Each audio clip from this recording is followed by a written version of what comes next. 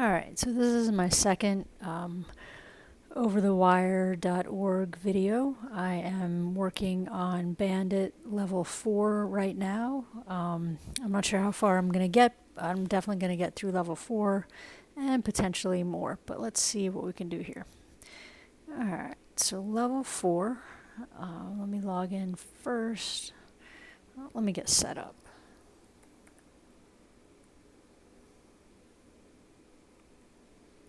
I'm using tmux so that I can have two shells open in one window, make it easy to see what's happening and move between the two. So on one side, I'm going to open my bandit.info file, which has my level passwords. So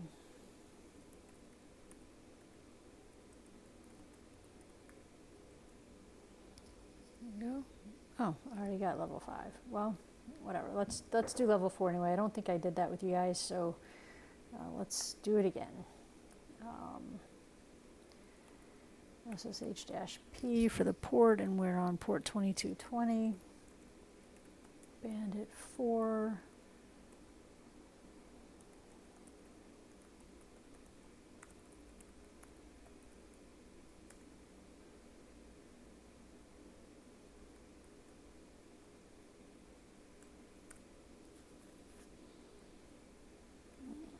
What does it say again? It says the password for the next level is stored in the only human readable file in the in here directory.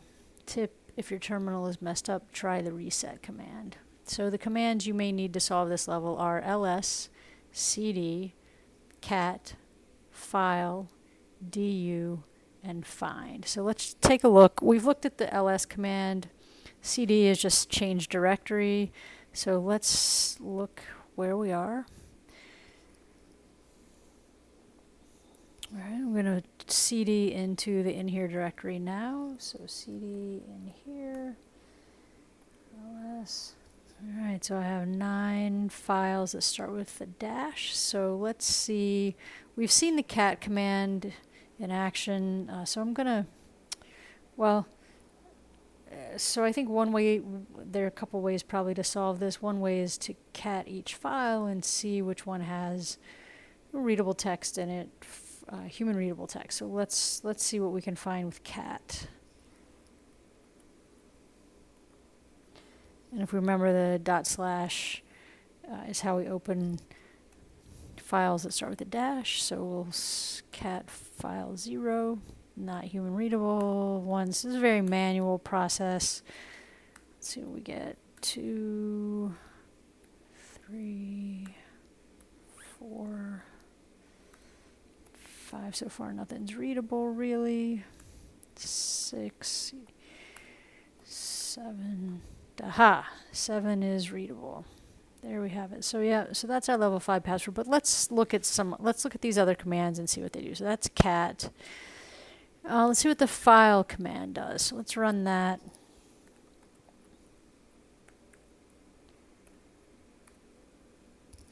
That tells us that that file is data. What does it say about the one that we know has the password in it?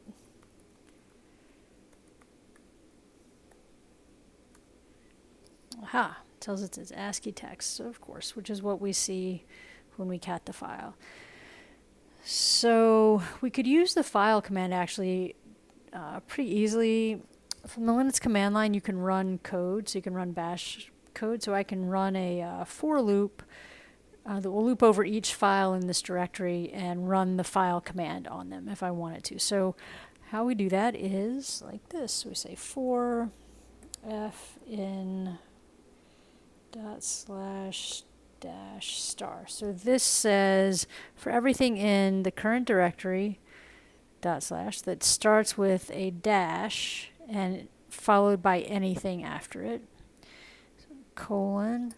What do we want to do? So we do file -f. I mean $f. So the $.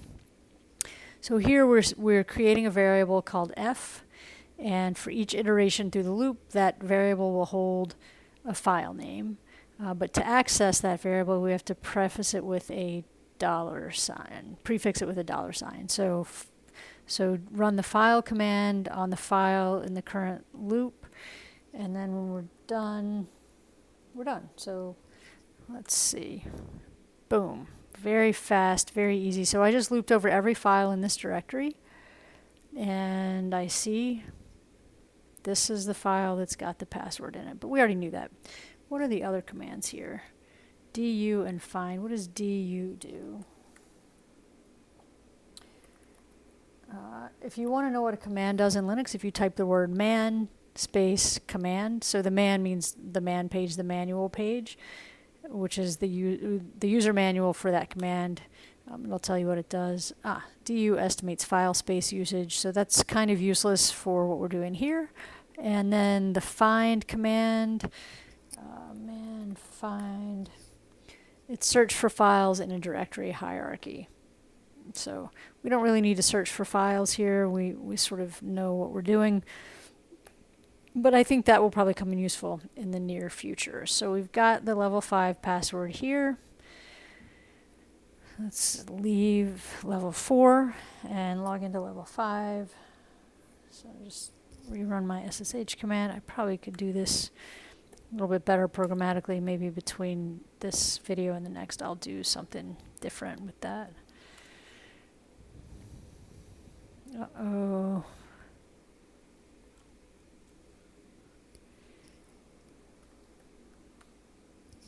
There we are. Oh, let's see what the another in here directory. So what is over the wire tell us about level 5? Fascinating. So human readable, 1033 bytes in size. All right, so let's see what's in the in here. So in the in here directory, we have more directories. So we're going to need to do what's called recurse. We're going to need to do something that will look in every directory underneath the in here directory recursively. So we'll need to go through every single directory and any directories within that and look at the files within them and find the ones, or the one, hopefully, that is 1033 bytes in size, human readable, and not executable. So we know ls, we just use it. We're going to cd into the in here directory. So let's do that. All right, so we're in the in here directory. Cat is kind of useless right now. File, probably not helpful.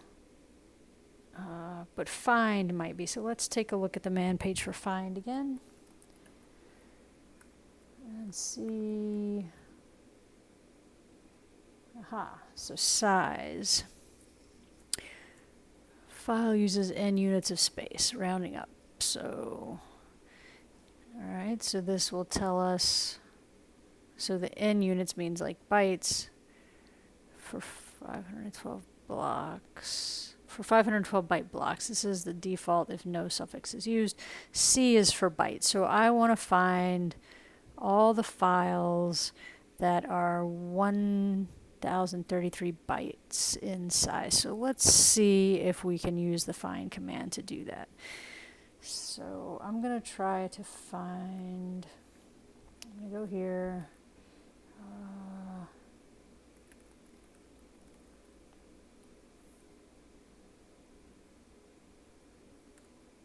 Let's see, to list all files and sort them by size, use the -s option.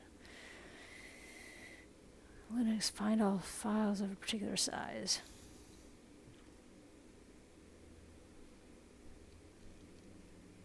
So I'm not sure I'm going to need this part, but maybe. Let's see what we can do with this. -type F means type file, and here we have the size. Let's try that. Find. So we want to find everything here. So find is recursive just by default. So find dot. So start in this directory and look for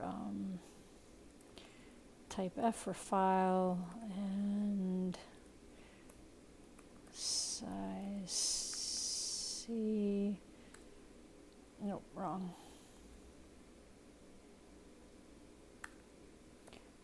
C goes at the end. Aha! Fascinating. I wonder if that's it.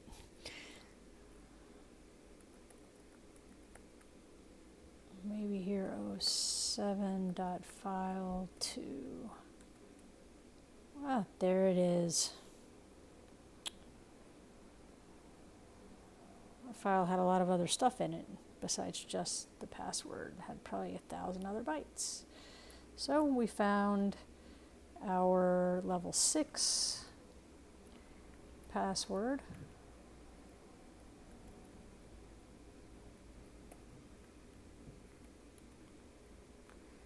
I'll save that.